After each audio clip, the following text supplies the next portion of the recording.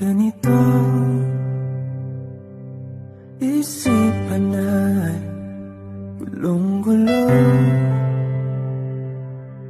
Lagi na lang nabibigo, ngunit ikaw pa rin sigaw ng puso. Ilang liham na ang sinulat sa'yo, ilang luha na rin ang natuyo. Kailan kaya muling makakatawa